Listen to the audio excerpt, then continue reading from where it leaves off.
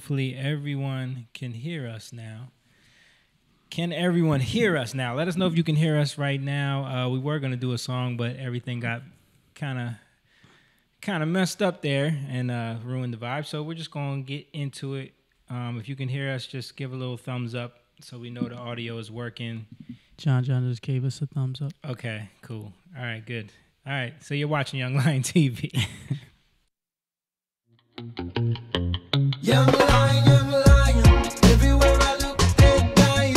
Everywhere I look, they're dying. Young lion, everywhere I look, they're dying. Everywhere I look, they're dying. Young lion, won't you get up and stop fighting? Everywhere I look, they're hiding.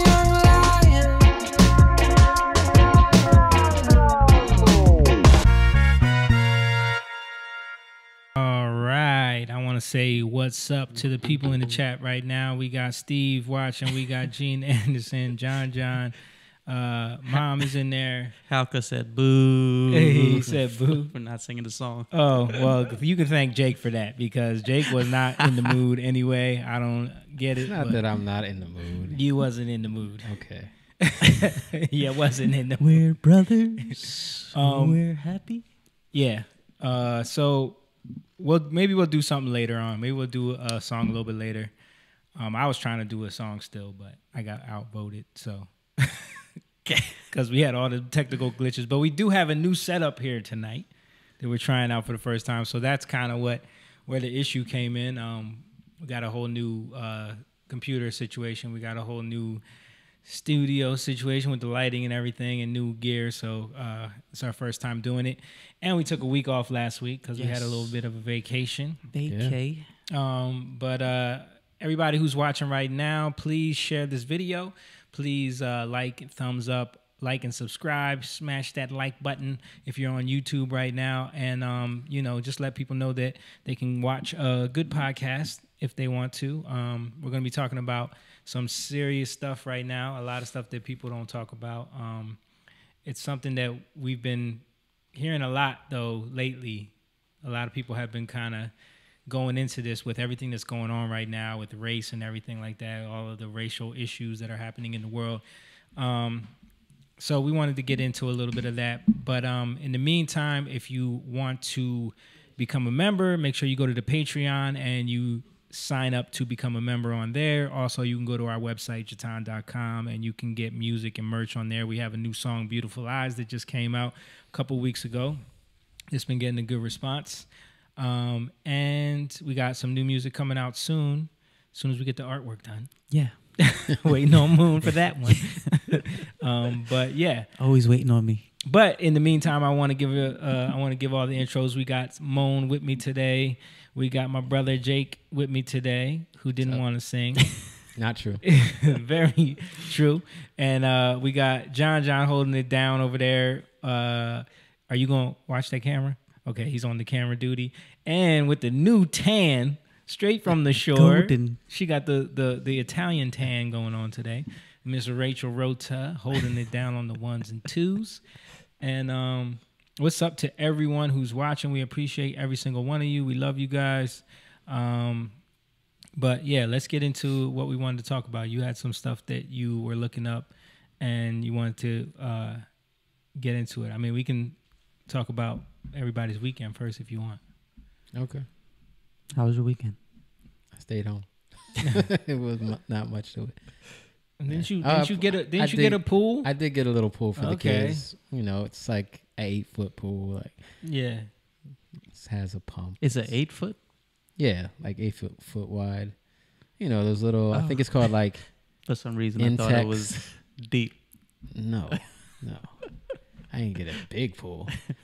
I just got something for the kids. Right. You know, I didn't want to get the inflatable pools that every year I get that and it just falls apart. Something a little more sturdy. Yeah. A little more, you know, with some doesn't girth get to it. Dirty easily. Yeah. You know, so I did that. That's it. Cool. That's cool. Yeah. Well, we were down in Wildwood. We had a great time together with the families. Yeah. That was a cool little vacation. We took a few days, went down to the shore. It was pretty packed out there. Well, it was during the week it wasn't as packed, but Yeah. once Friday hit, it was like you could. It was crazy. There were so many people we couldn't even throw the football. The lifeguard was like, Yeah. "Can't throw wow. the ball." Yeah. COVID. No, they just worried about. It was a lot Hitting of people, somebody? so you Yeah. could hit Okay. somebody. It was a lot of little kids. Okay. Moan bought Alicia a boogie board, which was like made her whole trip. Because She loved it. I've been telling her I was gonna get her one, and forgot before we left. So it was like, you ain't get one. But then he bought her one, and then she was out there for hours. Nice. Yeah, she was loving it. She was getting it too. Yeah. Like she started getting good, catching waves all the way, like big waves. Yeah. Yeah. Like towards the end. Wow. I took her all the way out with me first and was like trying to show her the tactic to catch waves like Yeah. Dad did with us. And she got it quick. And then a couple big waves. I let her like try to catch a couple real big waves Yeah. just so she could feel the power of the ocean. But I would grab her when it was about to like, All right. because she got flipped. You know what I mean? But that helped her because then she kind of knew not to go crazy. You know, kind of pace yourself, respect Put the some ocean. Respect on that wave. Yeah. Yeah. Cool. But it was fun, man. The kids had a blast. What part of the shore did you go to? Cape May. Cape May. Oh, I had family that, well, they moved out already, but they lived in Cape May. And then also over the weekend, shout out to Hauka who just yeah. Oh yeah, commented. Sunday. Night he aired our live performance on his Listen to NY Acoustic Gold segment. Some and of you guys might have been on there. yeah, some people were watching that. Yeah. Shout out to everybody who watched that. So we played 2 songs on there, Back to Life and Higher Love. And the response was really good. So He said, you guys got a real nice intro and stuff, by the way. Great job. I need to figure out how to play videos within the live stream. I'll teach you all of that, bro. I got you. But he wants to come on the podcast too. So You need to come. Okay. we'll have yeah. him on. He said he might have to take a ride down or something. You know, the New Yorkers don't have cars, so he We got to figure out how to do Skype. Skype. Yeah. We can stuff do all of that. Yeah. It won't be too hard. Same way we play the videos, we can kind of Yeah. set up the Skype thing. Cool. But the challenge is to get them to hear us in real time. Right. Yeah. But yeah, so if you haven't checked that out yet, you can check it out. His video on, he has it on YouTube and on Facebook. Listen to NY and I think it's on Instagram, too. Instagram as well. We post a little clip of it on our Instagram as well. It was cool. Yeah, it was good. Cool artist. Yes. Thank you. Thank Yeah. you, Hako. All right, so let's talk about a little bit about what's going on. There's a lot of things happening in the world with race, and a lot of people talking about racial injustice right now. Right. And we kind of wanted to dig into the origins of what race really means, Yeah. where it came from, where it started. Race, ethnicity. Yeah. Yeah. And we were talking about some things from the biblical standpoint that we were looking up or that we've been seeing. Yeah. And I think it's going to be in a way that a lot of people haven't heard before. Mm-hmm. A lot of people, like just from me talking to people, either Christian or not Christian, they don't know about this history. And it even has to do with the gospel. Mm-hmm. And I'll say that because it becomes its own thing. But gospel meaning like the good news of Jesus. It makes more sense when we talk about it. So it kind of like rounds everything out and makes more sense instead of like what we normally hear. So, And it's funny because someone who watches all the time, Kathleen Stiles, messaged me like a couple hours before I was coming in to set up, and she just sent me this clip of someone who was talking about the same exact thing. Wow. And she said, like, I would love to get your guys' thoughts on this tonight. I'll be watching the podcast later. So she was like, I would love to get your thoughts. And it was just like right in line with what we were already planning on talking about. So it's cool. yeah. So Coincidence? I'll just start with saying like race and injustice. If we focus on that, we're going to miss the bigger issue. And the bigger issue is greed. Mm-hmm. Greed. It's a fear of losing what you have. Right. right? So any type of racism has to do with a fear or an insecurity. It could be culturally, and it's mostly culturally, but it has to do with what it doesn't really hit until you start to become afraid of what somebody is, either you think they're gonna gain or you think you're gonna lose, right? And it could even be with when you look at a king losing his subjects in a way. And what we're gonna get into is it could even be like in the ancient times with the Greeks, the gods, Right. losing their people that they rule over in a way also.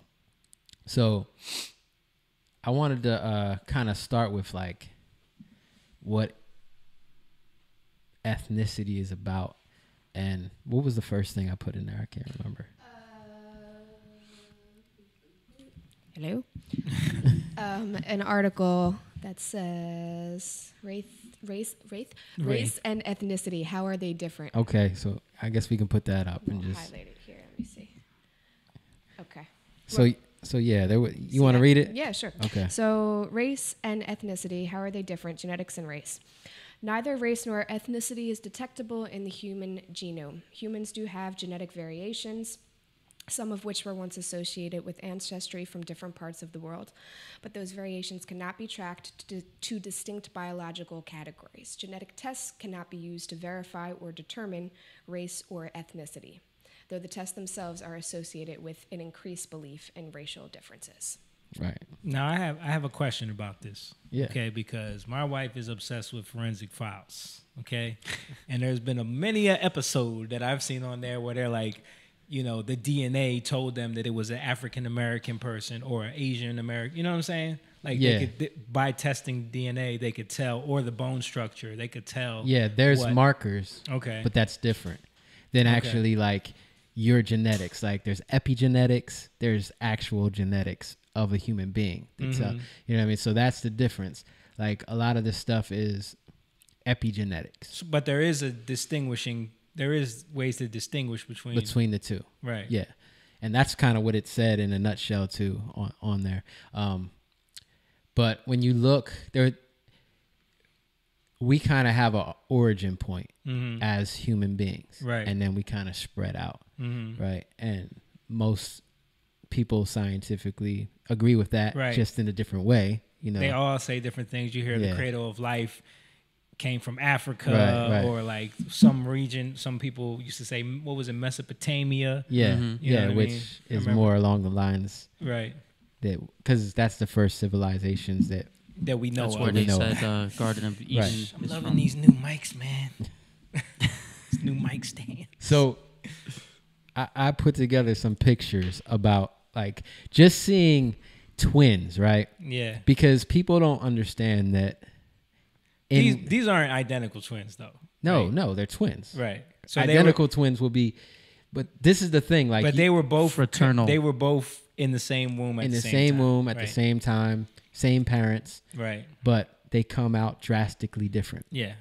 Right. And it just shows how we have a multiplicity of factors that go into our genetic make from generation to generation. Yeah.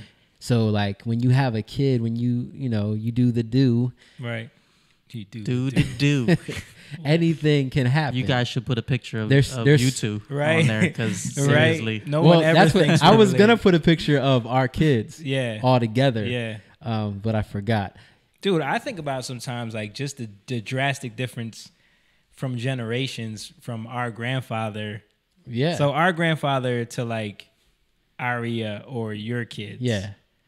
I is- mean, when you look at my son, my youngest, Lucas. Yeah. that's like the dramatic. yeah. Because you can, my grandfather, he was African American. He was black. Yeah. My dad's basically black. My grandmother was half black, half white. Product of rape, by the Yeah, way. product of rape. From a white man. Yeah. But I don't know. White. but so my grandfather was very, very, very dark skinned. Yeah. Right. My son Looks is white. whiter than me and my wife. Right. He Like you, is Moan, like your son. Yeah, just like No, Moan's son. Yeah. Yeah. No, he is white. He's whiter than both Right. parents. Yep. So we don't know what's in our genetics. It's gonna come out.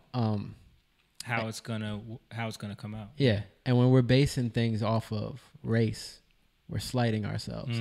So if you look at like this, They're twins. That's the couple. They're And twins. that's their twins. Yeah. yeah, Wow. that's the couple. That's their twins. How did that little white girl come out of that? You know, that's Because genetics are so complex. they're so man. complex, Yeah. Like, and we haven't fully figured them out. People think they figured them out, but they really haven't. right? And we can't equate, like, we can't just look at something and say this is what it is. Oh, you're black. Right. And a lot of things are more cultural than they are racial, right? Ethnicity is more of a cultural thing. Well, that's an obvious observation because, like, when you think of the spectrum of color, you know what I'm Yeah. saying? And then the darkest Indian is blacker than me and you, like color wise. Yeah, right. But culturally, they're not black. You know what I Right. mean? Yeah. But us, you know what I'm saying? Like it's not. I mean, as- how many times do you hear people say, "Oh, you're not black," right. to a black person? Right, You right. know, because it's more of a cultural thing. Right. It's not about, you know. You talk white. And when you say black, that's an American thing culturally. Right. It's not an African thing. Right. You know. Didn't they say that about who was the football? Who was the quarterback that they were saying he ain't a black? Russell Wilson. No, it wasn't Russell. But they do say it about Russell too. They just say Mahomes? he's a square. No, not even Mahomes. RG3. Remember the dude? Oh, was- because he's married. He the way he talks and the way he talks and, and carries he's married himself. to Yeah. a white woman. Right. That's why it's like it's clearly like more of a cultural marker to say like someone is black. There's identifiers that you look for, you know, culturally. Right. So yeah, so things start. There is a connection in our genetics to race, though. Yeah. You know, I would say to ethnicity, right? So this is a little something that Jesus said. It's in Luke 21:8, and he says, all right, he said, "See that you are not led astray, for many will come in my name, saying, I am he. The time is at hand." So he's saying, like, this is kind of the end of time, and the time is it's beginning. Do not go after them.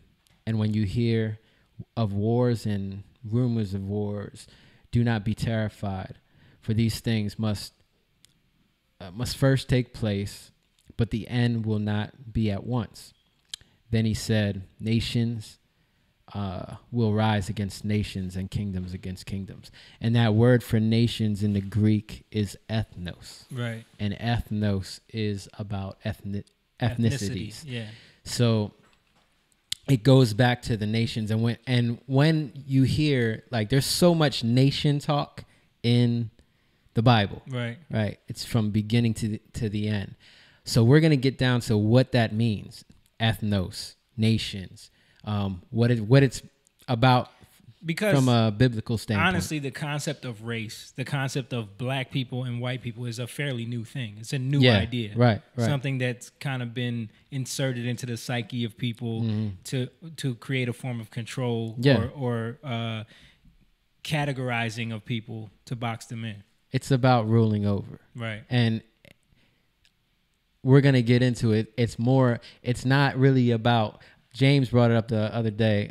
He quoted a verse, like, we don't war against flesh and blood, but against powers, principalities, might, and dominion. Those are ruling factors in the heavenly realm. Shout out to James. He was supposed to be here tonight, but he had to work. He's watching though. But he did have some stuff. Me and him, this other funny thing is that, like, a couple days ago when we got back, he came over and he was talking about this same thing. Like, Wow. that he was looking up stuff about this too. And we started talking about Nimrod and, like, it was crazy. But yeah. So the point of the nations goes back to Babylon, right? Or the Tower of Babel, I should say. Yeah. Right. And if anybody has questions, if it sounds weird, I want to talk, tell the people, Chime let us in. know, ask us a Anybody question. got any questions? We'll answer it. Kathleen sent us that video to watch. I watched it. It was very Yeah, relevant. we watched it. We'll comment on good. it. So anybody that has any questions, Jen May said, hi, guys. Hey. Shout out to Ryan Davis, Wayne Bum. Dave is watching. Tiffany, Greg, Crystal. I just want to say what's up to everybody. And make sure you share this. And Got a few people in here. Steve Hansberger. Malaire Atwood. Lisi. Probably Liz. That means Tamia Wilkerson. Emmanuel Reyes. Okay, so nations. It starts from the aspect of the Bible and from other things. Yeah. From other histories. Philosophers. It starts from the Tower of Babel. Right. Okay. And a lot of in a lot of ancient cultures, there was a civilization. There you go. There was a story of the flood. Mm-hmm. So that's not just a biblical thing. That was Right. kind of like China. Right. It was found in. They all have their own. They all stories. have their own versions of the flood story, and then a lot of them have a version of the Tower of Babel. We're not going to get into the flood too much. Right. This is like after the flood, the Tower of Babel. So from Noah came. He had 3 sons, and from his 3 sons, basically came the nations or the ethnos. Right. Right. So at that time, everybody had one language, Mm-hmm. right?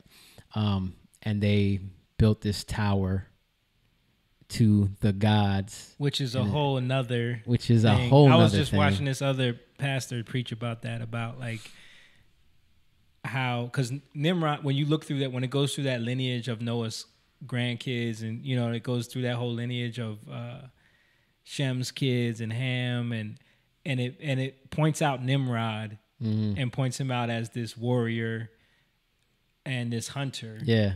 And he was like known as the first person to wield a bow and arrow. He's depicted as a giant. You know what I mean? And so there's this huge other history there that it just glosses over real quick. I mean, we can talk about before pre-flood a little bit, because there's something in Genesis 6, it's glossed over real quick, where it speaks about these sons of God that came down and had basically made it with human women. Right. These angels or these gods or these sons of God who. And Enoch calls them the Watchers. Right. So these were heavenly beings that came down and had sex with women. And we were talking about it in the terms of like, if everything was a simulation or a game or whatever, these were the moderators. Right. They were in charge of like making sure everything was the running Watchers. smoothly. Yeah. But they got pulled into. They were supposed to be keeping watch, but they started looking at women and saying like, "Oh, we want that." Yeah. Right. Yeah. And I think they kind of even looked at it as like, maybe we can rule over. We can rule. They'll look at us like gods, so Yeah. we can undermine God and become little gods underneath it, and they'll worship us because we can give them knowledge about things, about how all this works, and then they'll look at us like gods. Right. Yeah. So God kind of set them at task, like angel or heavenly beings. I don't really like saying angels, but because there's more to that, but more heavenly beings are given task, right, to carry out. And so they take what they've been given and created for and subjugate it to themselves to rule over people. So you can see how like we do that. Right. We take that characteristic on ourselves to rule over people. We have a bit of knowledge or understanding. That term, something. knowledge is power. Right? Yeah, right. That was coined by John Dee, who was a major sorcerer, occultist. Yeah, was known to like first of all, he was one of the main. What do they call it when like a sorcerer is to a king or queen, like that's their their main person. What do they call that? I forget. Dude, I don't know. But- Magi. What do they Yeah, call that something. in Aladdin? It's like in 300. You know how he had to go to the oracle. Oh, yeah, the yeah. oracle. Okay, yeah. Yeah. Yeah. It's like they have to go to the oracle to get the knowledge of what John Dee was that for England at that Right. time, right? But he was the one that coined that term, knowledge is power, because knowledge can be used as a form of power over people. Right. You know what I mean? So And so this story is kind of glossed over in Genesis 6 because people already knew about it. Right. Right. it was common knowledge to them. And there was the book of Enoch. This book of Enoch that we're talking about, it's not in the Bible, but it was at one time. That's a whole nother That's story. a whole nother story. Right. It's quoted by New Testament writers like Jude and Peter. Mhm. So there are quotes. So they did reference it. It's in the Ethiopian Bible, though, right? It's in Yeah. the Ethiopian Bible. So and it's been found in the Dead Sea Sea Scrolls. Scrolls. And the Dead Sea Scrolls were found, I think, in 1947 or 48, near the Dead Sea. But they had some of the oldest manuscripts Right. of any scriptures in it that were found. Right. So, in order to, like, this research, you have to go back to the original language, Mhm. right? And just for a backstory, I do a lot of research in Hebrew, but I will say that you got to watch that too, because a lot of the Hebrew, especially the King James version, and there's people who are like King James only, Mhm. but you got to know your Bibles. Well, I I should always say. like to point out to people that are the King James only people Yeah. don't even know that he inserted his name into the Bible. Right. You know what I mean? Like James. I'm named after James, Right. right? But his name which was my uncle's name. Yeah. But James only exists in the Bible because he wanted his name in So the what was his Bible. name really? Jacob. So we have the same So name. we have the same name, technically. yeah, which is we always joke about that. Right. But so yeah,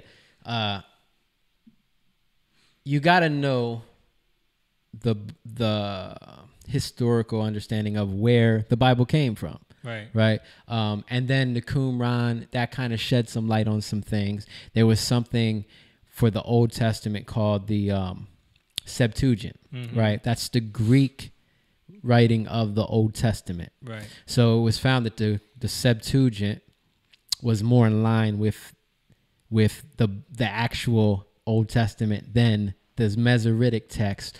And the Masoretic text is what was used to do the King James Bible, Right. to interpret the King James Bible. They used or translate, I guess that would be the right word, Yeah. right? To translate the King James Bible. So there are some things in the Masoretic text that don't line up. Right. And when this was found out back in 1948 about the Masoretic text, they had an older manuscript to a lot of these scriptures. They found out that the Septuagint, this Greek manuscript, was more in line with the actual older Bible than this Masoretic text that came about after Jesus.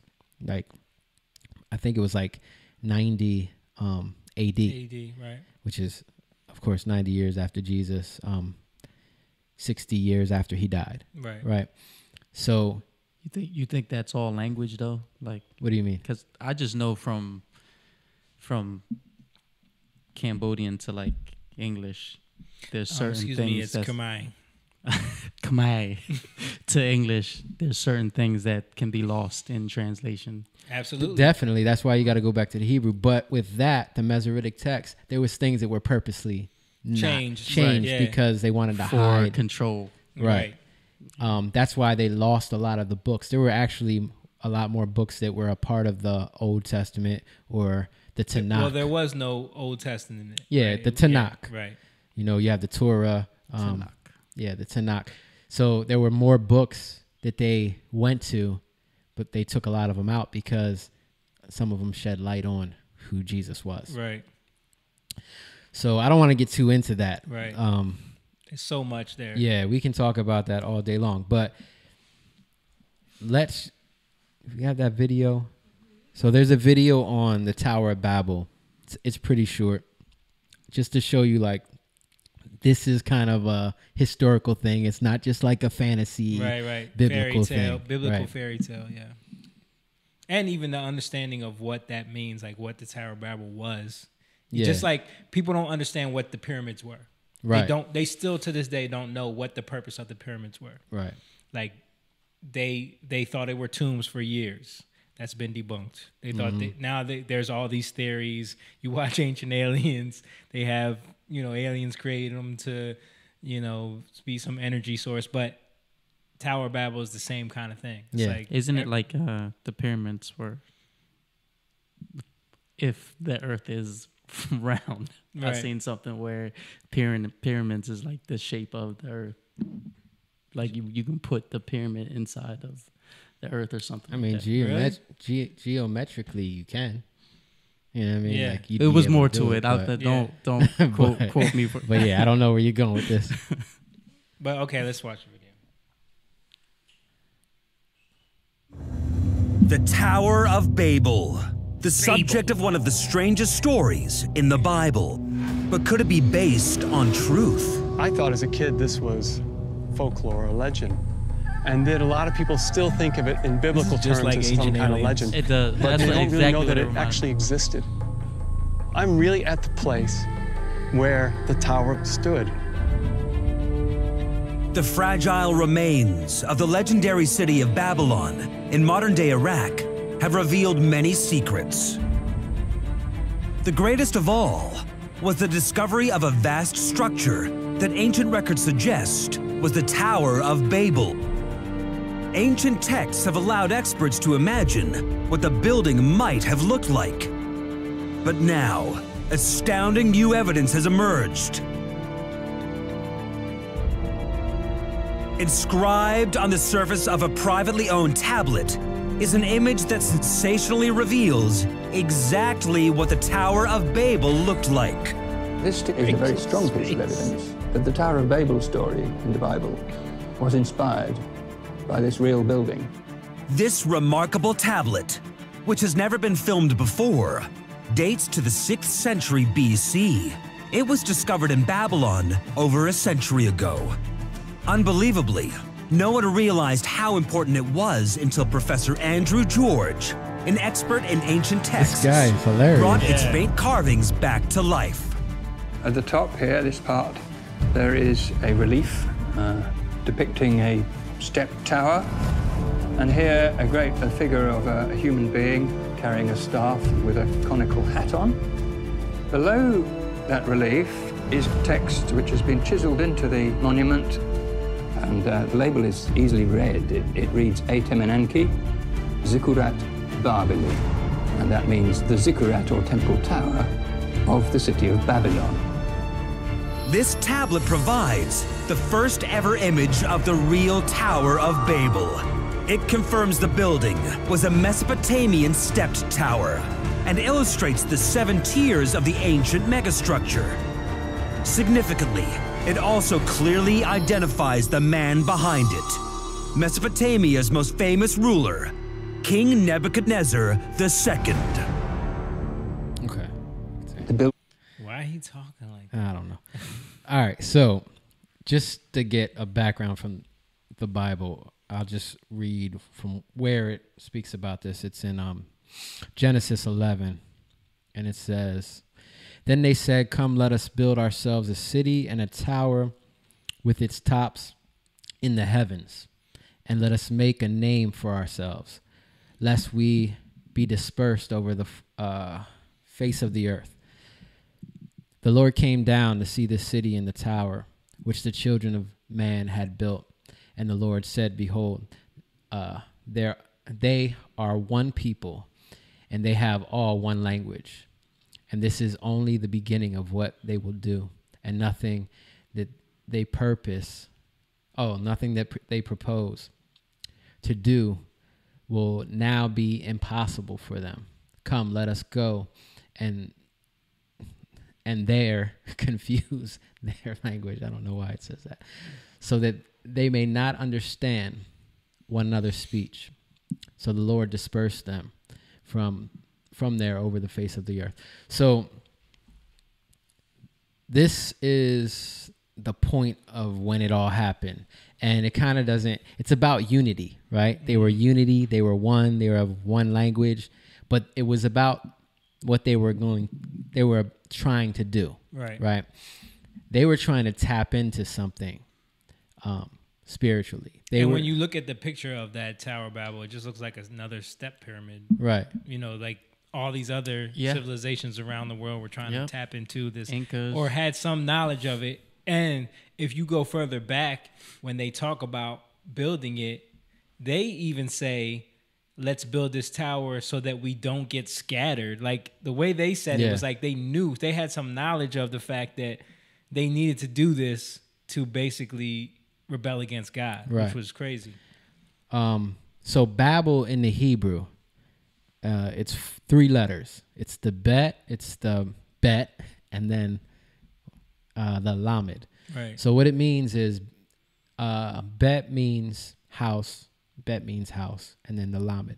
So it literally means to be pulled. What does lamed mean? Lamed means to be led, to be taught. Mm-hmm. Right. So it means it's one house being led away from another house. Right. One house being pulled away or being drawn away or being taught away or being led away again from another house. You can look at it kind of like a shepherd too, because a lot of times the lamed has to do with the shepherd, the leading their sheep. So it's about, when you look at it, it's about being led away from the house of God. And in the Bible, it always talks about the house of God. So we are a house. In the Bible, it speaks about us being a house. We house the Spirit, right? And not only that, the earth is a house, right? So it's about the house that God created being connected, those two houses being connected, heaven and earth, right? Heaven is a house, earth is a house, and those being separated, being led away, where there's a divide in between both of them, right? So that's what Babel is about, and that's what it means. It's about being led away from your creator, in a sense, and then becoming a separation between the two.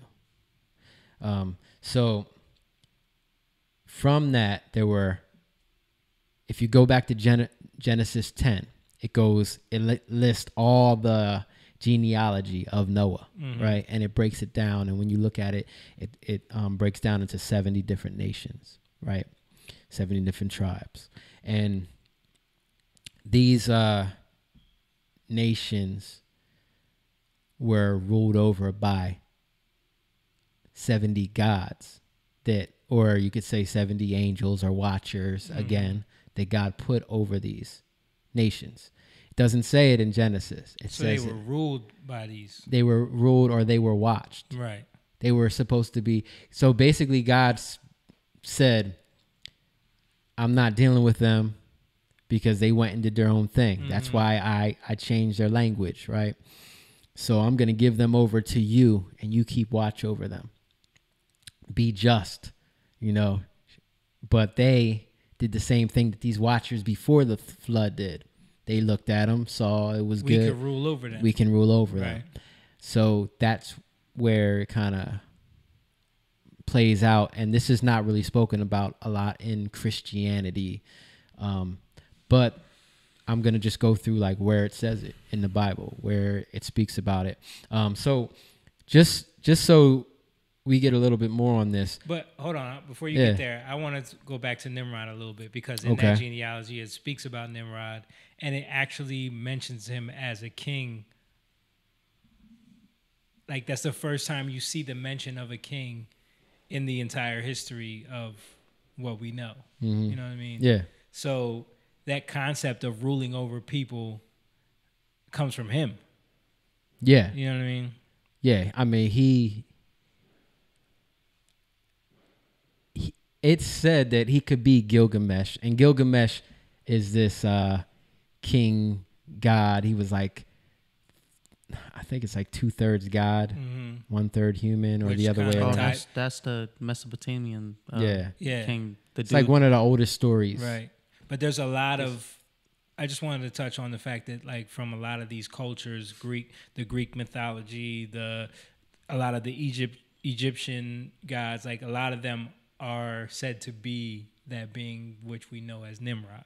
Like, a lot of them are connected to being the same person. Yeah. There's so Assyria. A lot of has these another one. gods, they become demi or Right. semi-god, you know, But they're that lower ties tiers. into Greek mythology, which Right, is that right. same concept of like Zeus, and then you have Zeus And then who his has kids. a kid with someone, and Yeah. then that becomes Hercules or Achilles. Right. So we have these stories in other cultures throughout the years. You know what I mean? And it speaks back to angels basically mating with human beings and creating like something that's not really, it's not created by God. Right. And it becomes a giant. So you have a lot in the Bible, it speaks about these giants.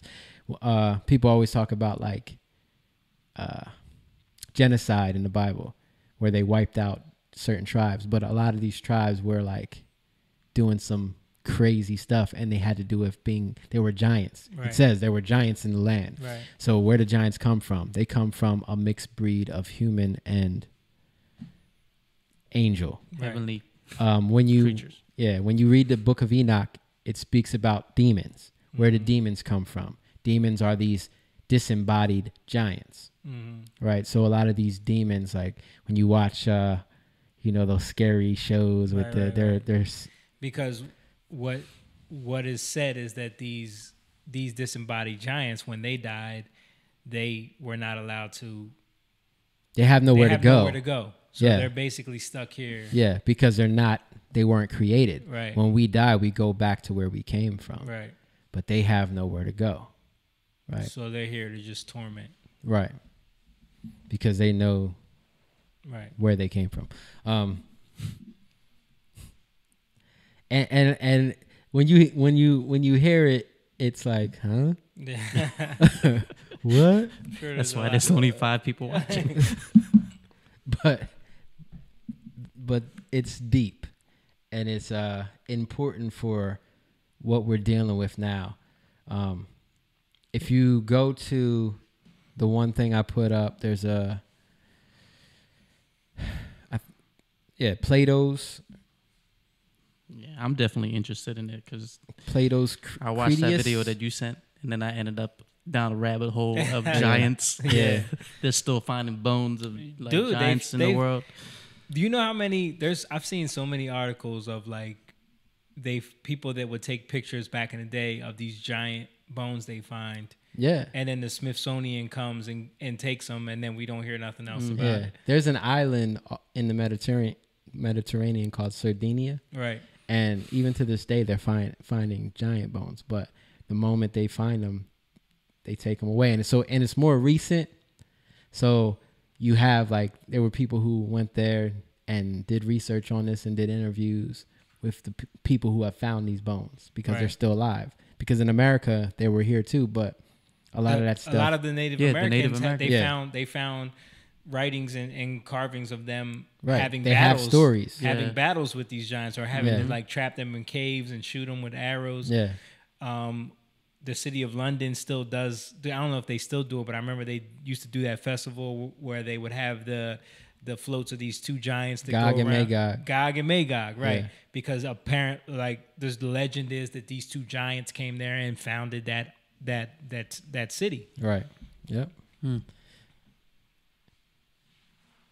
Okay. So if you go, so if you go down, try to walk you through this. To go down a little bit further. read that, but Okay, right here. So, that's too small for me to read. Can you read it? It's that paragraph in the middle. In the day of. Okay. So this is from Plato. From Plato. I think it's 360 BC. In the days of old, the gods had the whole earth distributed among them by allotment. There was no quarreling, for you cannot rightly suppose that the gods did not know what was proper for each of them to have. Or knowing this, that they would seek to procure for themselves by contention that which more properly belonged to others. They all of them, by just Apportionment? I don't think I've ever seen that word. Just Apportionment. That's some Apportionment. Play-Doh word right Okay. there. Obtained what they wanted and peopled their own districts. And when they had peopled them, they tended us, their nurslings and possessions, as shepherds tend their flocks. See what it say? They said they tended us like shepherds tend Right. their flocks. Right, right. Excepting only that they did not use blows or bodily force as shepherds do, but governed us like pilots from the stern of the vessel, which is an easy way of guiding animals, holding our souls by the rudder of persuasion according to their own pleasure. Thus did they guide all mortal creatures. Okay, that's cool. So this is Plato describing how the gods controlled people. Yeah, and how they came in and they just, Right. and he even says like I don't know how he put it, but they basically moved us like a rudder on a ship. Right, You know, right. like they shepherded us. Which is So- kind of like what we were talking about, what you see now, which is like, okay, now we want y'all to be in chaos and be divided. So we're gonna create this environment where everyone is so super divided, so everyone's so super tense. We can use the news, we can use the internet, we can use your own hurts from being oppressed as black people. We can use all of that to guide people, Right. and make them carry out Right. our agenda either It's way. always going to be trying to create a need Right, so that you can put your hands out. right,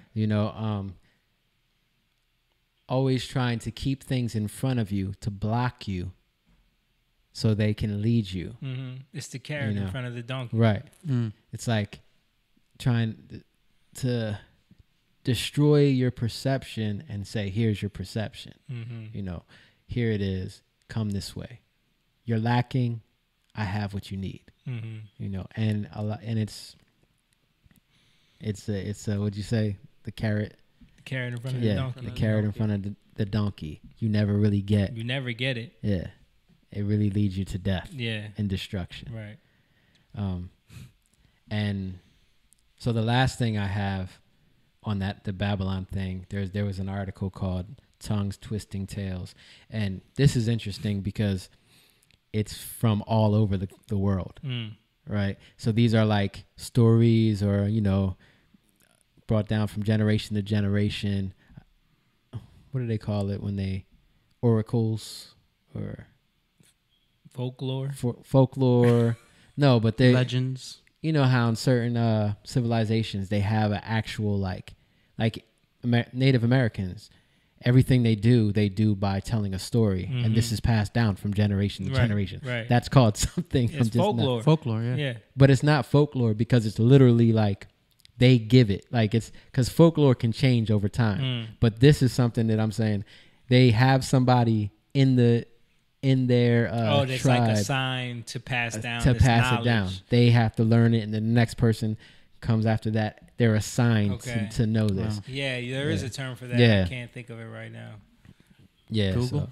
So.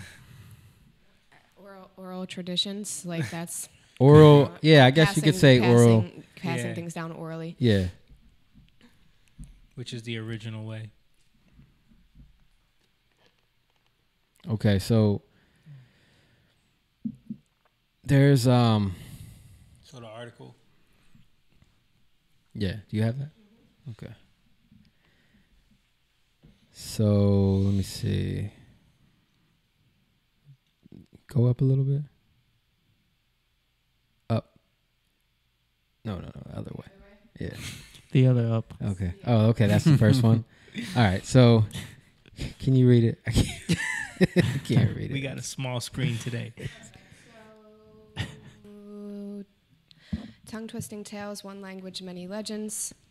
And then our little... So you can just do the North American. Okay. A legend of the Maidu Indians of California says that everybody spoke the same language until during preparations for a special burning ceremony when, quote unquote, suddenly in the night, everybody began to speak in a different tongue except that each husband and wife talked the same language.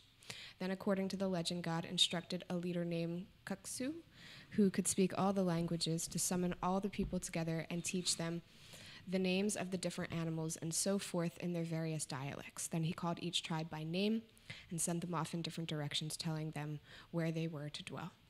Okay, let's do another one. So there's a Central America. So Central America, an Aztec legend claimed humanity was wiped out by a flood, but one man can't pronounce that, and one woman can't pronounce that, escaped in a boat and reached a mountain called Colhuacan. They had many children who were dumb until the time when a dove on top of a tree made them the gift of languages, but these differed so much that the children could not understand each other. Okay, let's go to Africa. A legend of the Wasania tribe in East Africa says that of old, all the tribes of the earth knew only one language, but that during a severe famine, the people went mad and wandered in all directions, jabbering strange words, and so the different languages arose. Okay, let's do one more. Okay. Let's have Europe. Okay. The Greeks had a legend that for many ages men lived at peace, without cities and without laws, speaking one language, and ruled by Zeus alone. And at last, Hermes introduced diversities of speech and divided mankind into separate nations. Yeah, so there's all different renderings of it by their own gods, right? But it all comes down to the same thing. There were one. Wasn't Hermes the same as Nimrod though? Like in the legend of it, Thoth, Hermes, Nimrod, no. they're all the same person. Hermes has to do with Wasn't Hermes the dude? what's Isis and Osiris. Osiris. Yeah. Osiris has to Right. do with Hermes, which no, that has to do with- no. Nimrod. Oh, okay, Yeah. got you. Yeah, because then the son Tammuz is the son of Isis and the falcon face guy. What's his name? Osiris. No, I forget. I can't think of I his can't. name. But he's the son of Isis and Osiris. Okay. Yeah. Yeah. I know what you're talking about. Damn, what was his name? Son of Isis and Yeah, Osiris. I don't know. I It's don't not know. important. Yeah. Anyway. Okay, so that's just to show, like, this is something that people in all over the world, Right. You know, I think there was one stories in Polynesia. I saw. yeah. I just talked about this yesterday to see. Yeah. Yep. So these are things that, like, Yeah, the Polynesia one is even more Babel related. They made an attempt to erect a building by which they could reach the sky and see the creator god Vatia, but the god in anger chased the builders away, broke down the building, and changed their language so that they spoke diverse tongues. Right. Boom. cool. Babel. So out of these 70 nations, Mm-hmm. God took one. So he said, I'm going to give these over to you. I'm going to take I'm one gonna take one as out of mine. these 70. Right. So that's so we called Abraham. Right. So how he called Abraham, I'm just trying to find this real quick. Okay. Genesis 3. The scripture foreseeing that God would justify. Oh, this is Galatians. I'm sorry. Galatians 3:8. The scriptures foreseeing that God would justify the Gentiles by faith, right? And the Gentiles are the nations. Mhm. Okay, that's the goyim is what that's the Israel name for the nations. Right. Okay. That's what It's they the same call thing all as of us. ethnos, right? Right. So the goyim are the Gentiles, right? So it says right here, the scriptures foreseeing that God would justify the Gentiles by faith preached the gospel to Abraham, saying, all nations will be blessed in you. All ethnos will be blessed, or all goyim will be blessed in you. So then those who are of faith blessed with Abraham, the believers. So out of Abraham came Israel, right? Came Abraham, Isaac, Jacob, right? Jacob became Israel. Mm-hmm. And from Israel, Jesus came way, way down the line, right? So, and through Jesus, he reconciled all the nations. That's the point of it all, Right. basically. So that's what, in Galatians, that's what it's all speaking about.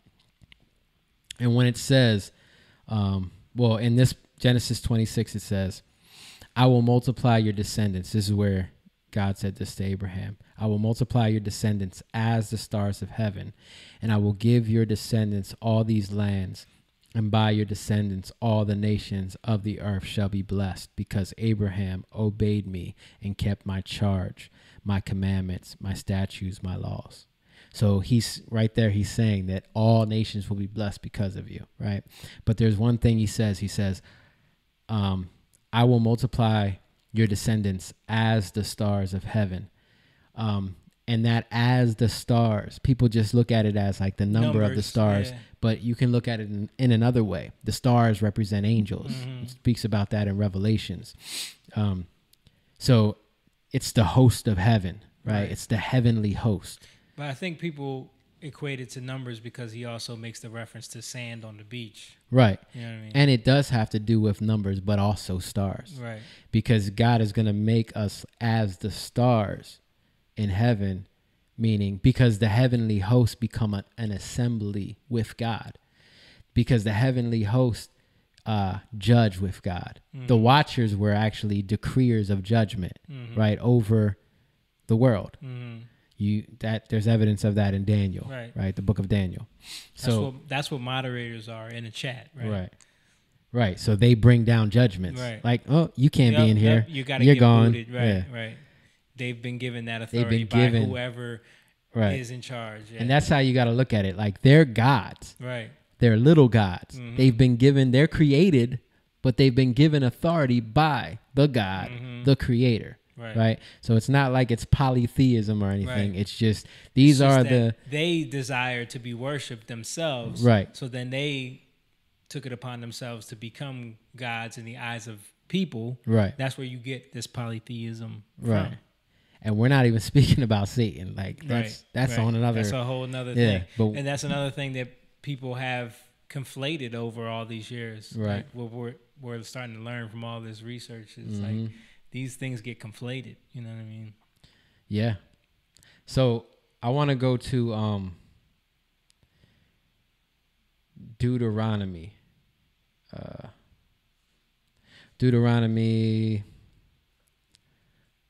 Well, yeah, it's called the Song of Moses, right? Deuteronomy 32. This is about Moses in this place. He's speaking to the Israelites, right? They're about to go into the land. But he's kind of, this song, he's going through like their history, but before it happens, right? In a way, right? He's prophesying over them what you're going to do, what you're going to go through, right? So he starts out towards the beginning. He says, this is Deuteronomy 32:4. It says, the rock, his work is perfect. And the rock refers to Jesus, of course, right? So the rock, his work is perfect. For all his ways are justice. So we're speaking about justice, right? Everybody wants justice. Justice comes from God. That's what it has to be reconciled back to God. That's what we're speaking about.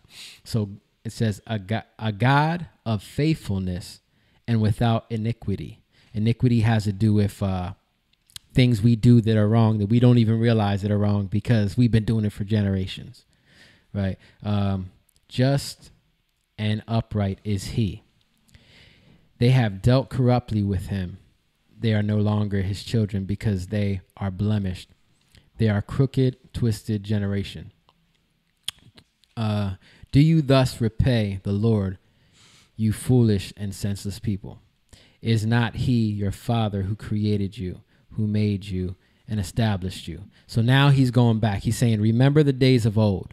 So he's going back to this Babylon point, right? And he says, remember the days of old. Consider the years of many generations. Ask your father, and he will show you. Your elders, and they will tell you. When the Most High gave the nations their inheritance, when he divided mankind, he fixed the borders of the people according to the number, which was 70, of the sons of God, the Ben Elohim. But the Lord's portion is his people. Jacob is his allotment, his heritage, right? His allotted heritage. So when you look at this in the King James Bible, it doesn't say sons of God. It says sons of Israel because it's the Masoretic text. So if you go back to the Septuagint and you go back to the Qumran Dead Sea Scrolls that were dated way before the birth of Jesus, right? These are preserved texts. They'll show you it actually says sons of God, Right. Ben Elohim, right? And they speak of, so it's literally saying that at this time during Babylon, he gave their inheritance, these nations, their inheritance over to these sons of God, right? And he's saying that he basically took Jacob out for his own portion.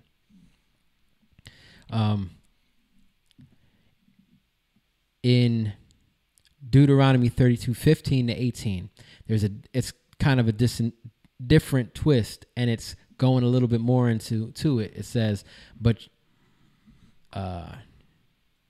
Jeshurun, which means, or Yeshurun, which means the upright one, which was another name for Israel, right? Yeshurun grew fat and kicked, and grew fat and stout and sleek. Then he forsook God. So it's about like you're prospering now, right? Then he's saying he forsook God, right? Who made him, and scoffed at the rock of his salvation. They stirred him to jealousy with strange gods. With abominations, they provoked him to anger. They sacrificed to demons that were no gods, the gods they had never known, the new gods. See, the new gods that had recently come, or had come recently. See what I'm saying? They know there's a point that these things have come. Right. Whom your fathers had never dreaded. You were unmindful of the rock.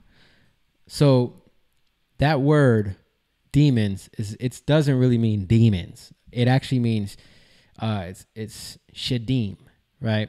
And shadim is just a plural, but it's the root word shad, or shad, and shad has to do with provision, right? Shad is a breast. So that's where we get, like, when we call God El Shaddai. El Shaddai means the one who provides for us, our provision, our provider, right? Because it's about the breast, sucking off the breast, right? So he's calling them because these other nations, their provision came from these other gods, and they went after these other gods. He's showing, like, this is what happened. You got fat, and then you started going after these other gods and not paying attention to the God who actually you should have been paying attention to, right? So he's showing their downfall, right? And there's a reason why I'm bringing all this up. Okay, so then the next part in Deuteronomy 32, because this is a transition of what happened to Israel, right? So it says, for they are a nation void of counsel, and there is no understanding in them. If they were wise, they would understand this. They would discern their latter end. How could one have chosen 1,000 and two have put 10,000 to flight, unless their rock had sold them? See, had sold them. Where did he sell them to? And then it says, and the Lord had given them up. So this is about when they were given up into captivity. So you go more than probably like 1,500 years later, Israel becomes a mighty nation, right? And they eventually fall to Babylon. So you have Babylon in the Hebrew isn't Babylon, it's Babel. Like when you say Babylon in Hebrew, it's Babel.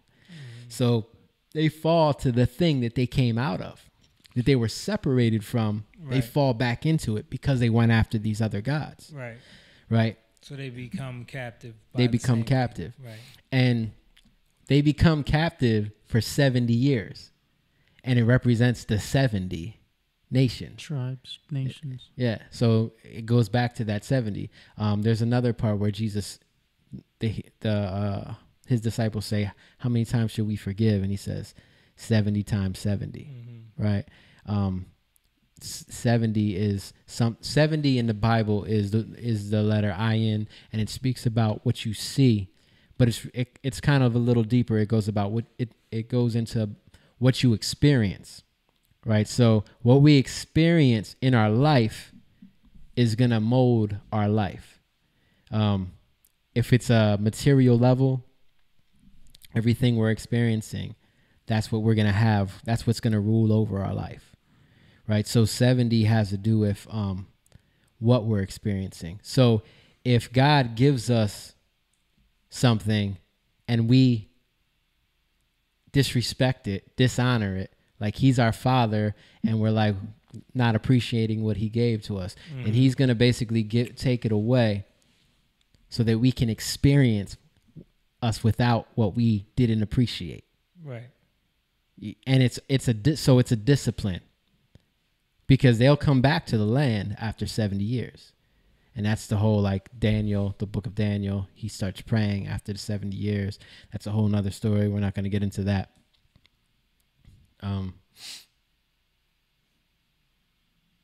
So any questions? Anything y'all want to say on that? No. Okay. So moving along on the 70, it says in Exodus 24, this is after Israel was set free from Egypt, right? And Egypt and Babylon are kind of like similar in terms of captivity, right? So when they were taken out of Egypt, it says, then Moses went up, also Aaron and Nabad and Abihu and the 70 elders, Israel, and they saw the God of Israel. And there was under his feet as it were, a paved work of sapphire, and it was like the very heavens in its clarity. But the nobles of the children of Israel, he did not lay his hand. So they saw God, and they ate and drank. So they were basically like the heavens opened up. They saw the throne of God. They were before God. Like, just picture them. They're in the desert. They just left, and he opens up to them and they see him in heaven and these 70 witnesses, these 70 elders. So it's almost like, remember how we said Babel represents a separation. So now they're coming back together. You get what I'm saying? Now it's him showing himself to them is almost like an assembly before him in his house where we were separated from. Now we're coming back together. And the 70 represents that 70 that fell. So he's like, these 70 who were in my house, in my council, right? Now they're not there no more. And these are the 70 that I'm bringing in that place. And it's kind of like a prophetic vision of what we're to become,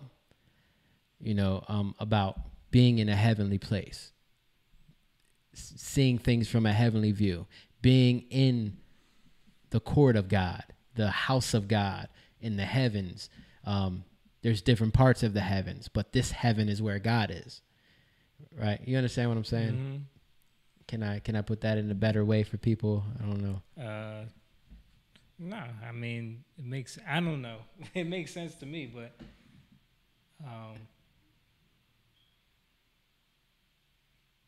yeah, I think if you can tie it into like how that relates to what's happening now, you know what I mean? Because we're getting down a whole road, you know what I mean? Yeah. It's tying back to Jesus. Let me read this. I'll read. Okay, Psalms 82. So we'll stay on the gods thing, right? What's up, Junior? Just want to say what's up. What's up, Junior? We'll stay on the gods thing. So these gods. This is Psalms 82, 1-8. It says, God has taken his place in the divine council. So he's taken his place in the divine council. Mm-hmm. He's speaking, just the backstory on this psalm. He's speaking to these gods from the Tower of Babel, the 70, who he placed over the nations, but they didn't do what they were supposed to do. Right. Right. So the council is about him coming together and speaking to these divine beings. Right. So then it says, in the midst of the gods, he holds judgment. How long will you judge unjustly and show partiality to the wicked? Give justice to the weak and the fatherless. Maintain the right of the afflicted and the destitute. Rescue the weak and the needy. Deliver them from the hand of the wicked. They have neither knowledge nor understanding. They walk about in darkness. All the foundations of the earth are shaken. I said you are gods, sons of the Most High. All of you. Nevertheless, like men, you shall die and fall like any prince. So these, of course, aren't men, because he's saying like men, you will die. Mm-hmm. But what he's bringing to them is saying, he says, how long will you judge unjustly and show partiality to the wicked? And he's saying, give justice to the weak and the fatherless. So he's telling them what they're not doing. He's showing them what you're basically getting over on these people. Mm-hmm. What I'm saying is that these are the nations, these are the ethnos, these are the races, mm-hmm. right? These are the gods that were given over and basically rule over nations. So as people, we're looking for justice, but we're not going to find it looking at people, right?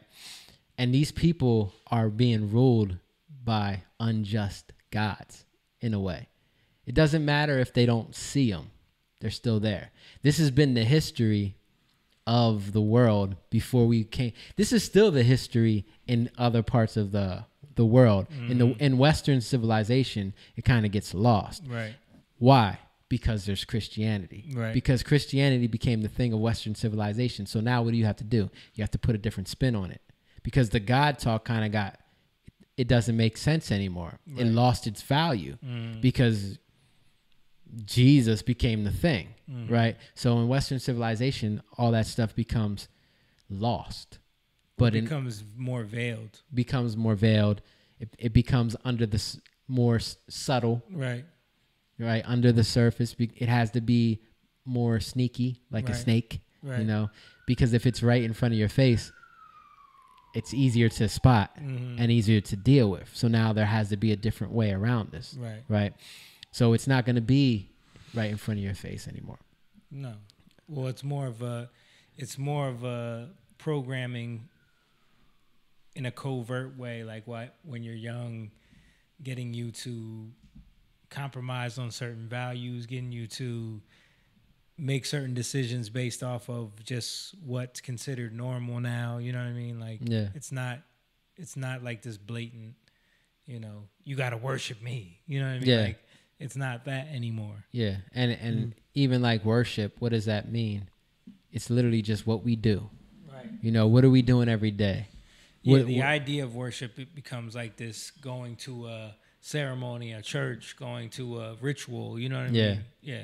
But it's not that. It's just, what do you do every day? Where does your focus every day? Yeah. What is your intention every day? Right. You know what I mean? Do you live a narcissistic lifestyle where it's like everything that I do has to benefit me and I don't care who I deceive, I don't care who I get over on, you know what I mean? Yeah. Those are the things that you start realizing what you're worshiping. Right. And you see, like, this world, the corruption comes in because of a little bit of narcissism or selfishness. Right. Like, and why selfishness? Because you think, well, nobody's going to do it for me. Nobody's looking out for me. So I got to take it from, it's almost like a survival. Right. Right.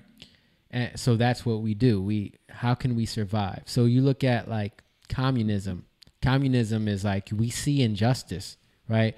Marxism, we see injustice. Let's come together and fight it as men and create our own utopia. Right. But then that just becomes corrupt too, because you're men are measuring corrupted. You know what I mean? and you're measuring it by your own measure of understanding. Yeah, it's So- just like people keep pointing out about the Chaz Yeah. and how like it immediately becomes everything they say they're against. You Right. know what I mean? It becomes completely corrupted because the idea of it isn't. It's not a real practical thing. It's just something that's easy to convince people because you're pulling on these emotions that everyone has. That everyone gets caught up in these emotions of, wouldn't it be great if everything was like this? You know what I mean? Yeah. So then they give themselves over to these ideas, but they don't realize that the ones that are trying to push for those ideas are the same ones that are going to take the control. You know what I mean? Yeah. So that's why the only way to get through to people is love. Mm-hmm. And it's not love like, oh, just love everybody. It's love as in you, like literally, you can't look at it like it's me against you. Mm-hmm. Like we don't war against flesh and blood. Right. It's not me against you. No, but that's one of the tactics.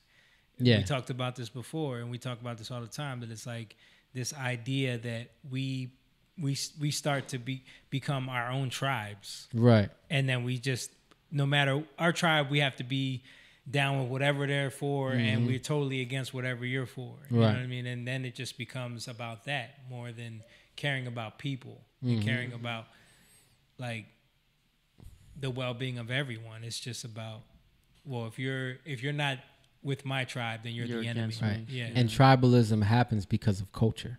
Right. Like it's really just about like, what do you like? Oh, we like the same things. We're in the same tribe. Right. You know, that's what it breaks down to. So people become tribal. You know, you have like, you see it in the Chaz, like it was one thing, but then you have sex that break off of that. You know, it always happens. There's something that's interesting though. In Psalms 82, it says, you are gods, sons of the Most High, all of you, nevertheless, like men you shall die and fall like any prince. But then it says, arise, O God. And it's funny, it says, arise, O God. Judge the earth, for you shall inherit all the nations. Right? That word arise in the Greek, going back to the Septuagint, is the same word for resurrection. Right? Which is interesting. So it's kind of like gives you a little taste of what Jesus, he's showing you like, basically what I'm saying is showing you like they couldn't do it. So I'm going to do it. Just like he says, man couldn't do it. So I'm going to come and I'm going to do it through Jesus. Right. So Jesus died. He was killed in the midst of false judgment, right? And he didn't take up his own sword or take up his own right, like this is wrong. He let it die. He let himself die for those people so that he was not raised up by his own hand, but raised up by God, right? At the right hand of God to judge with God and to be given the nations so that all peoples, all ethnos could then in turn shift and do the same thing. Right. They have an opportunity now to not be ruled by this thing. Doesn't mean that these things that want to rule over you aren't going to continue to try. You get what I'm saying? Like it's not going to it's not magic. They're going to continue to try. But it's about us learning how to have faith and trust and hope that what he says actually is the truth. Anything? So, all right. So, Psalms 2 speaks, it says, why the nations rage? Why did the ethnos rage? And the people plot a vain thing. The kings of the earth set themselves, and the rulers take counsel together against God, against the Lord, against Yahweh, and against his anointed, saying, let us burst their bonds apart and cast away their cords from us. He who sits in the heavens laughs. The Lord holds them in derision. derision. Then he will speak to them in his wrath and terrify them in his fury, saying, as for me, I have set my king on Zion. Zion is the mountain of God. Zion actually represents like the connection to God and the earth, right? It's like an assembly or a council place of God with the earth. And it goes back to the 70 elders before the throne, because that was on Mount Sinai. And it says, I will tell of the decree. The Lord said to me, you are a son. Today I have begotten you. And this begotten, it's not like I have born you. It's more like I have given you all authority. Like a father at one point will give a son all their authority.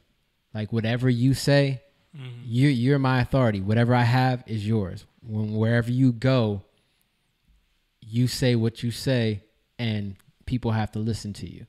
You know, that was actually a thing. Like in a town, it would be an announcement like, this is my son now. He's coming to his authority, and his house is my house. He's coming to his inheritance. So now you have to listen to what he says.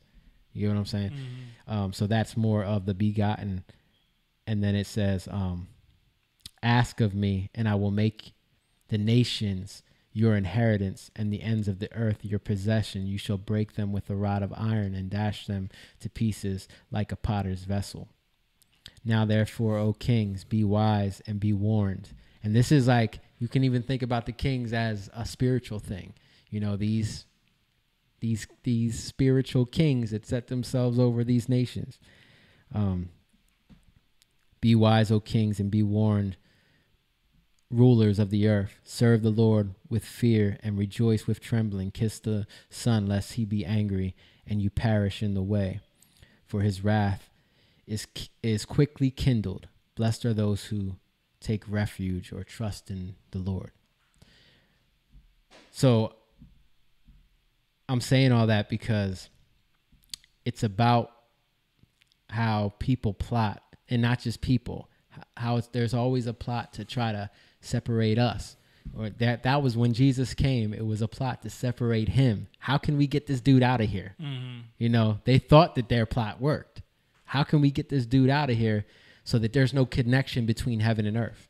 Because that's the real thing. Like, go back to the beginning with Adam. The whole point of the garden was that there was a connection between earth and heaven through the garden, which is the meeting place of God, of man and God, right?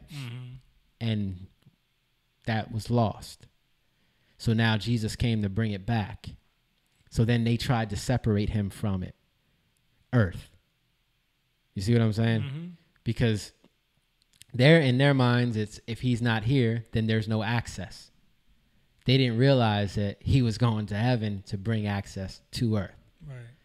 Right. So these plans were in vain, but it also, he says that I will make the nations your inheritance or your heritage. And that's key to this, because it's about reconciling every race, every ethnos, every culture back to him. In the Bible, it speaks about the kingdom of God, right? The kingdom of God. The kingdom of God is a culture. The kingdom of God has to do with a kingdom, but it's a culture. It's an ethnos. It's one thing that anybody can be a part of in the world. You know, it's not just this group or that group. It was once you enter into that agreement, you're supposed to shed, you know, your idea of what race and culture is, right, and become part of that culture. You know what I mean? But it takes time, right? Because we're not just gonna magically lose everything we've grown up with, right, our whole life. So now we have to go through the process of taking on that new culture. So when you have like Christians that are like all about guns, you know what I mean? And like, that's not the culture that we should be about. Not to say that guns aren't a means to people's ends, but it's violence. Right. And there's no violence in God. Jesus died in the midst of violence. There's a story when he was being taken to be crucified, and they came with soldiers and guards, and his disciples took up swords, and Peter, one of the disciples, cut off the ear of one of the soldiers, and Jesus said, "No, don't do that." And then he healed the ear. And he said to them, like, "Oh, you're coming to me with swords like I'm a robber," right? And it has to do with the way they perceived him, but how even his disciples, they all were of like mind. His disciples, the people who were coming against him, they're all of like mind, violence. They're all ethnos. They're all, see, because they're divided, and that's the thing. They're divided by the way they think, right? Division comes from cultural thinking. Right. So ethnicity is really about what we hold dear to ourselves. So these rulers, they held dear to them in terms of, this is my God. This is my God. This is our God. This is what we're about. See how there's pride in that. That's what separates us. So when we all look like, you know, I'm Puerto Rican, we do this one thing. You know, there's pride in that. Puerto Rican pride parade. Like, there can be a pride in something that can blind you and separate you culturally from other people. Not to say that there can't be beautiful things in people's cultures, but that's something that you can share with people instead of being... It becomes a bridge instead of a wall. Exactly. Right. Yeah. And a lot of times it'll be like the thing that people will hold on to, that because that's the thing they know, but they're afraid to go anywhere else. Right. You know, and even if they do go somewhere else, sometimes people are like, "Oh, we don't want you around here," you know, because there's a divide. Right. And only the love of God, the one who came down to destroy that, can reconcile that. We can't, no matter how much we go and try to be cool, like, it's not going to happen. You know, only he can really truly reconcile that, because what is dividing it is the insecurities in ourselves. It's the fear in ourselves because we're ruled by these gods. But once that fear goes away, we recognize truly in our hearts that we don't have to have those divisions. It's like these dividing lines, they actually become, they go away, they vanish. Right? You understand what I'm saying? Like, they actually vanish, but they're not going to vanish if you're focused on them. And you're saying, this is wrong. This isn't, of course it's wrong. Of course it's wrong. But you're not going to change anything by pointing the finger at it being wrong. Right. You know, and even you're not going to change anything saying this is wrong, I'm going to cross that line. No, it has to be done in a way of his love and understanding, because if not, you're going to get beat up. And I'm not saying like physically, I mean like you're going to get mentally and emotionally beat up eventually to where you can't take anymore. And you're seeing that all over the country now. You're seeing that in different parts of the world now, where people, like, how many times have I heard people say, I'm just tired. I'm just tired. I can't take any more of this. You know, and they're tired. People need healing. And they need reconciliation. Reconciliation comes from God. Right. You know, so this, going back to the beginning when I spoke about Abraham, it said that Abraham was preached the gospel. And the gospel was that you're the seed, through you is going to be birthed these multitude like stars to bless the nations, a multitude like the stars. So what I'm saying is that Jesus becomes the thing, he becomes the thing or the access that we have to the place where God is, where the angels could go, where those angels can't go anymore who fell, right? We can go to that place, and now we can intercede for people. But if we don't go to that place, we're going to be worn out. So we can be like as the stars. I think it's in Corinthians, 1 Corinthians, where it says, now this is speaking about the church, right? It's speaking about people who have problems with one another, right? This is division, okay? And it says, when one of you has a grievance against another, does he dare to go to the law before the unrighteous instead of the saints? And the saints mean the holy ones. So it's speaking about us. Or do you not know that the saints, the holy ones, the set apart ones, different from the world, right? Now, holy ones in the Bible, it always speaks, especially the Old Testament, when it speaks about the holy ones, it speaks about those who can enter into the house of God. You can't enter into the house of God unholy. You have to be holy, right? You can't go into the place of holiness unless you've come into holiness. Who brings us into holiness? Jesus, right? So, and then we can't come out with holiness if we're not first able to go in. If we're unholy, we have to give up our unholiness, the way we think. It's really about, when you say holy, it gets twisted, but it's really about like the wrong way we think. We have to give that up and say, maybe I'm wrong here. Humble myself, let go of my pride and say, maybe I'm wrong here. Maybe there's a different way. All right, God, I'm giving it to you. Then you can enter in because you've given it up. You've given up your life. Now you can enter in. You can enter into that set apart place. And if you sit there and you dwell there, you're able to receive holiness. And now you can take that and give it to somebody else.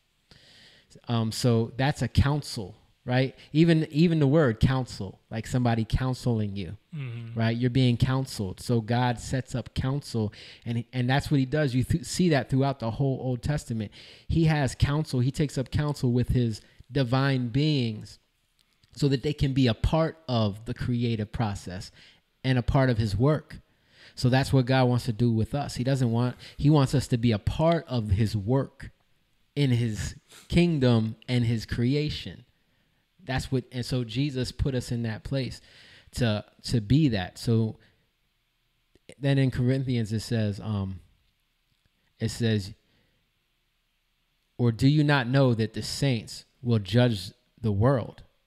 And if the world is to be judged by you, are you incompetent to try trivial cases? Right? So he's speaking like, why are you bringing this stuff to outside sources? Why are you doing this? Just deal with it. Get it over with. That means what he's saying is that you're not stepping into the holy place where you get your set apart understanding so that you can deal with these things. You're staying on the outside. Look at it like a court, right? You can't come into the court anyway. You might have a problem, right? You might have a quarrel with somebody, but you can't take that into court. You can't be loud and be snapping. They'll kick you out. It's the same thing with God. You can take something to him, but you gotta leave that on the outside, and then he'll deal with it on the inside. But he deals with it his way, not our way.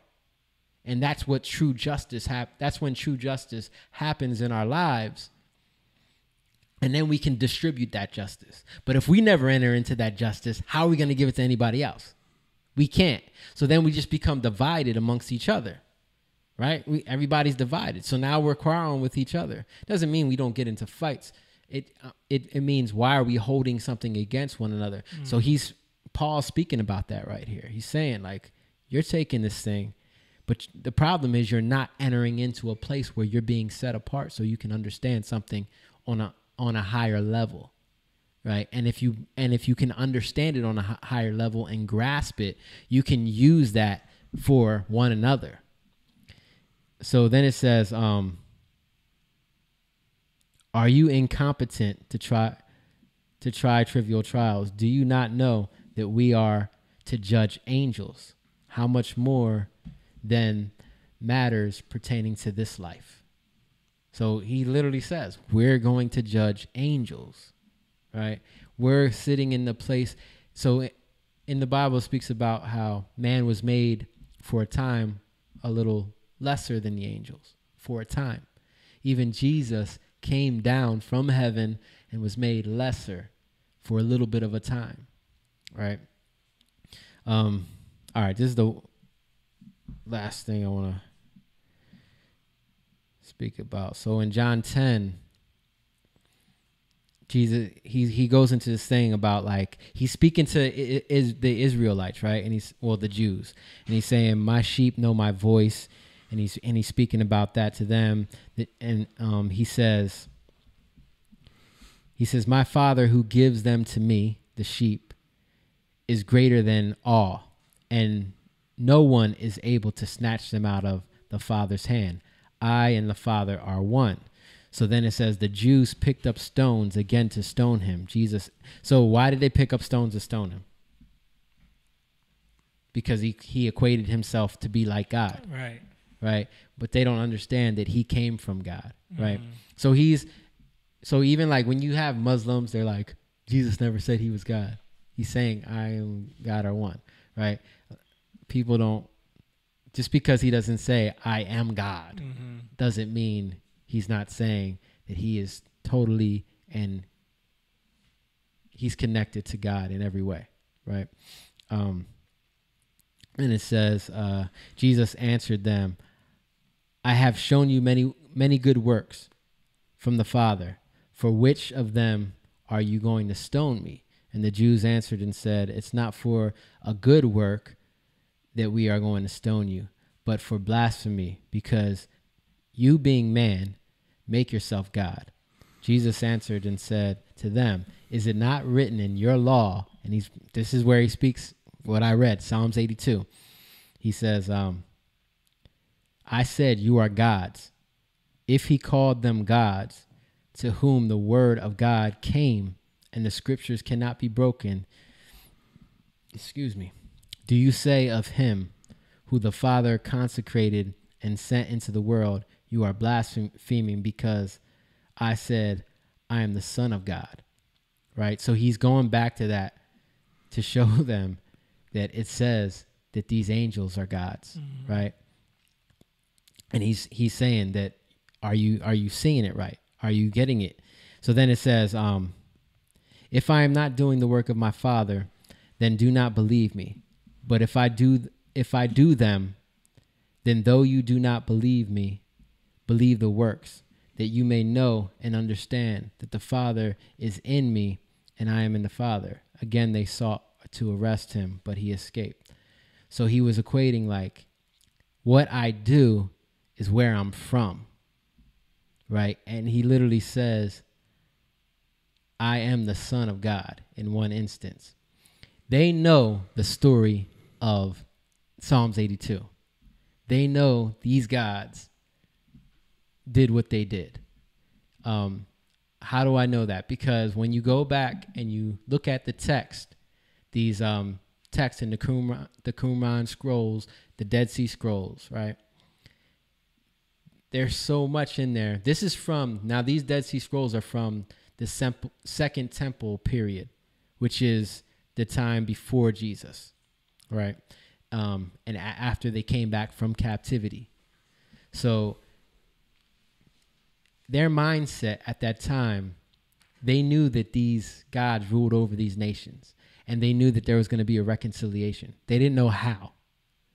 They thought it might be like, as a Jewish person, these nations all have to be like the Jews. You get what I'm saying? Like, they didn't know how, but they knew it was coming.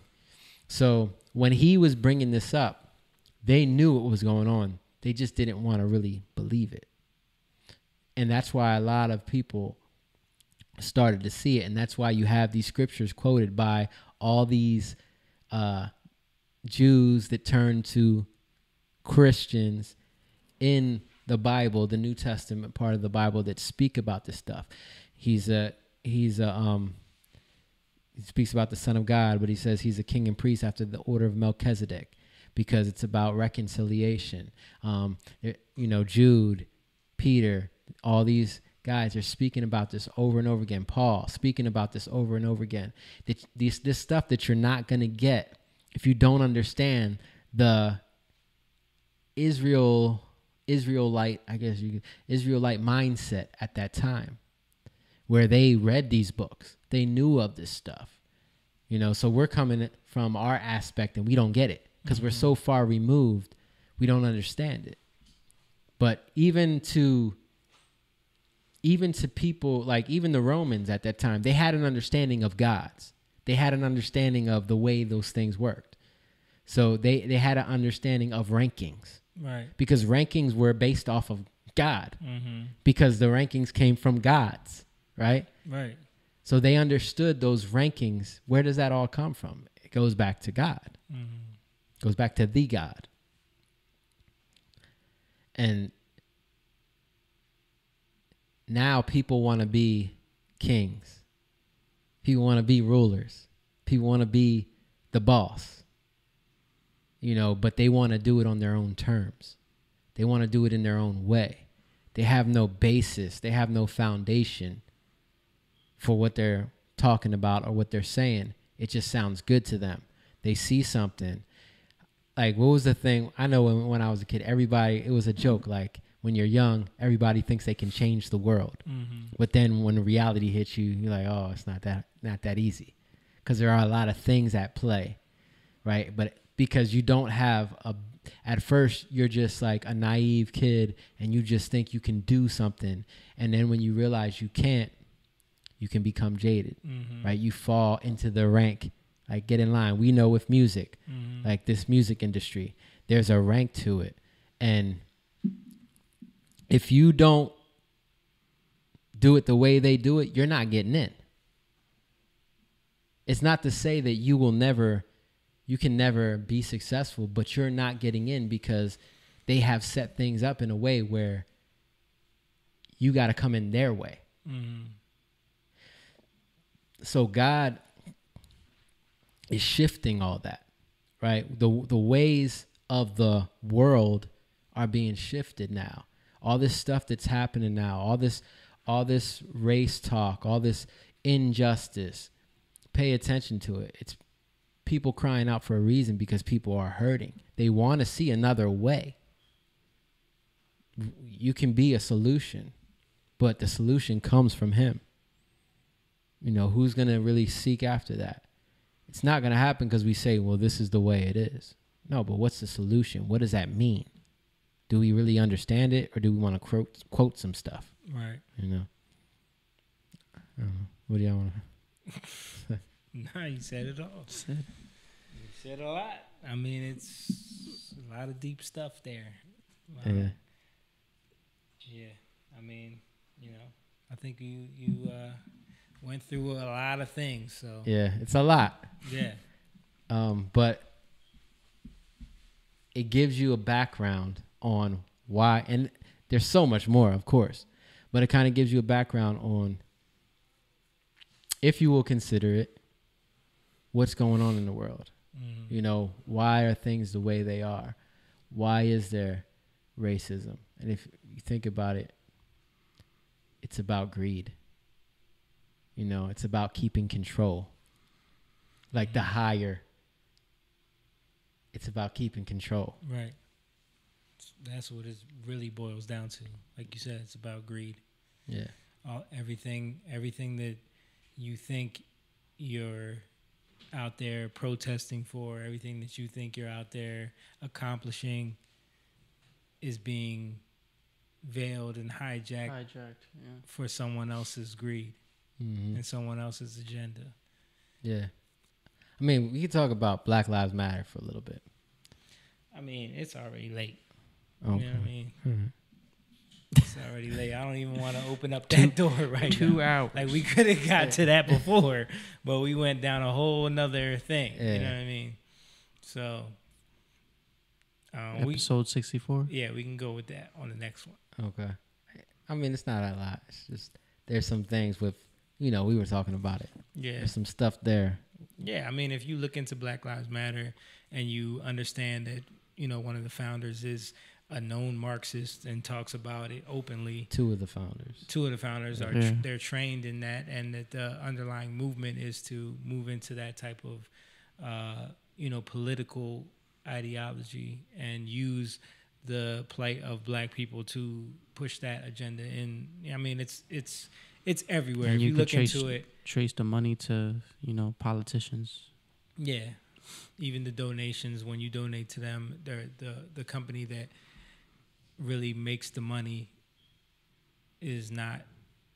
I mean, I just saw something where they were talking about the dude that trademarked Black Lives Matter.